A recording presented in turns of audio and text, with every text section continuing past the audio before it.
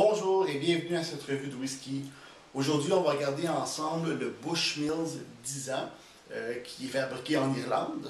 Donc, on va mettre de côté un peu les Scotch whisky écossais pour regarder qu'est-ce qui se fait de bon du côté de l'Irlande. Si vous demandez à un Irlandais, en fait, d'où provient le whisky, c'est avec fierté qu'il va dire que ça provient de chez lui. Parce que Bushmills est reconnue pour être la plus ancienne distillerie au monde. Elle a été créée en 1608, donc la même année que la fondation de la ville de Québec. Ça fait quand même un petit bout de temps. Les whiskies écossais et les whiskies irlandais sont bien différents les uns des autres. Et puis en fait, si vous êtes habitué de boire du Scotch whisky et que vous tentez l'expérience d'un Irish whisky, vous allez voir qu'au début, c'est un peu déstabilisant parce que le goût est très différent. J'ai relevé quelques éléments qui font que le goût est différent, puis c'est exactement ce qu'on va regarder ensemble. Traditionnellement, les whiskies irlandais sont plus légers que les whiskies écossais. La première raison de leur différence, c'est au niveau du processus de distillation.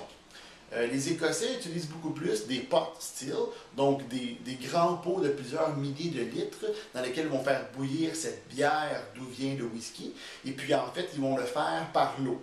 Les Irlandais, de leur côté, eux, vont utiliser beaucoup plus des column still, donc des colonnes de distillation, et puis vont le faire en continu. Donc ce processus-là a une influence dans le goût. Ensuite, généralement, en Écosse, ils vont distiller 2 fois le whisky, c'est 3 fois en Irlande. La différence au niveau du goût de le faire 3 fois, en fait, c'est qu'il y a beaucoup d'éléments qui sont plus lourds, qui ne seront pas retenus, ce qui va nous faire un whisky qui est plus léger et plus sélectif au niveau des arômes.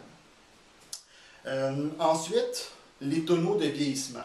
Bon, le deuxième élément, les tonneaux de vieillissement. En Écosse, on utilise beaucoup du mix des tonneaux de chêne américains qui ont contenu du bourbon et des tonneaux de chêne espagnol qui ont contenu du xérès. En Irlande aussi, cependant, la proportion des barils qui sont utilisés en provenance d'Amérique, donc du chêne américain, est beaucoup plus grande que celui du xérès. Ce qui fait un whisky qui est plus doux, vu que l'intérieur des barils ont été en fait brûlés avant d'avoir le bourbon. Cette partie de carbone-là, justement, permet d'épurer encore plus le whisky irlandais, ce qui fait encore une fois une différence dans le goût entre les deux. Ensuite, les matières premières. Les Écossais ont des règles très strictes au niveau des matières premières. Un single malt écossais ne provient que d'une seule distillerie et est fait à 100% à partir d'orge maltais. D'accord? Au niveau de l'Irlande, c'est différent. La sélection des grains dans leur single malt, dans leurs différents whiskies, est beaucoup plus grande qu'en Écosse, ce qui fait une différence au niveau du goût. Et puis, finalement, l'eau qui est utilisée en Écosse est beaucoup plus tourbée que celle qui est utilisée en Irlande. Donc voilà un autre impact au niveau du goût. Mais assez parlé maintenant des différences et allons-y pour le vrai test, voir qu'est-ce que ça nous dit. Donc on va y aller avec le nez.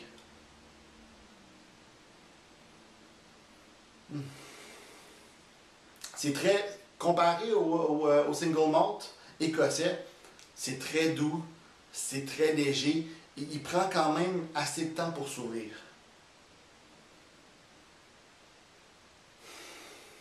Beaucoup de notes de fruits, des pommes très très vertes. Vous savez, les pommes Macintosh qui sont quasiment surettes. Vraiment, on sent les pommes, les vergers. Puis il y a même des notes de poire qui sont brûlées, qui sont caramélisées dans la poêle sur le four à cuisson. C'est élégant, doux et léger, mais en même temps très élégant. Allons-y maintenant en bouche.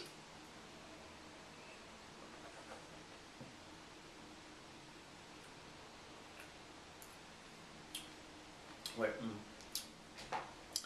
Vous allez vouloir rajouter quand même pas trop d'eau parce qu'il est déjà abaissé à 40%, mais quand même, il y a vraiment à gagner à être mis avec de l'eau. Je vais le réessayer une deuxième fois.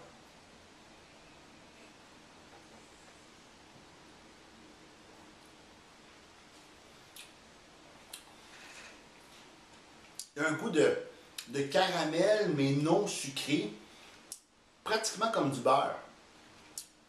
C'est assez surprenant. C'est assez surprenant parce que c'est des notes qu'on voit plus ou moins dans les single malt écossais. Ensuite,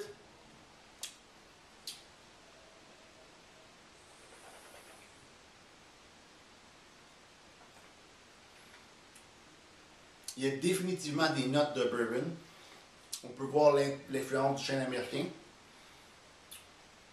Et il y a aussi une certaine fumée. Rien à voir avec les whiskies fumés de Islay. Mais vu en fait que celui-ci a passé plus de temps dans des tonneaux de bourbon, il y a une note de fumée supplémentaire qui se rajoute. C'est très, comment dire, c'est un très bon whisky, mais c'est très surprenant. Quand j'y ai goûté pour la première fois, il y a quelques jours, ça m'a pris un moment avant d'être capable de l'apprécier parce que bon, j'ai passé un très long bout de temps à faire beaucoup de revues au niveau des Scotch whisky. C'est la première fois que j'en fais un irlandais. Ça prend une période d'adaptation, mais je vous dirais, après quelques dégustations, je commence à me faire au goût et je le trouve très surprenant, et très bon, complexe, mais bien léger. C'est définitivement un whisky à prendre en apéritif. Et aussi, c'est une très belle introduction au whisky irlandais. Si vous aimez vos whiskies élégants et sophistiqués, je vous encourage à essayer le Bushmills 10 ans. En passant, il y a un autre Bushmills qui existe, qui est le Double Black. Et puis en fait, ou le Black, non, désolé, le Black Bush, oui. Le Black Bush de Bushmills, qui est malheureusement pas disponible ici. Et puis si jamais d'entre vous avez eu la chance d'y goûter, mais je vous invite à me laisser vos commentaires, savoir qu'est-ce que vous en avez pensé. J'en ai entendu de très très bonnes revues, et puis j'aimerais bien sûr savoir ce que vous en pensez. Donc voici pour la revue du Bushmills 10 ans, difficulté à prononcer aujourd'hui. Et puis non, très très bon whisky, définitivement un achat, pas trop cher. Vraiment, non, vous devez l'essayer. Très belle introduction au whisky irlandais. Donc voilà, j'espère que vous avez apprécié cette revue et à la prochaine. Bye bye.